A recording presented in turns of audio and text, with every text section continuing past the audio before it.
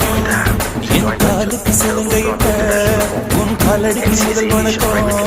என் கால் நடமாடும் ஐயா உண்மை கட்டளைக்கு ரெஜிஸ்டர் பண்ணிருக்கான். டர்போ ப்ராப் கம்பெனிக்காரங்களை ஃப்ரண்ட்ல வச்சு அவனோட பேரை எங்கேயும் வராம கமுக்கமா முடிச்சிட்டான். டர்போ ப்ராப்ஸை பார்த்ததும் நான் யோசிக்காம சைன் போட்டுட்டேன். அவங்களோட நீங்க மட்டும் தானே டீல் பண்றீங்க.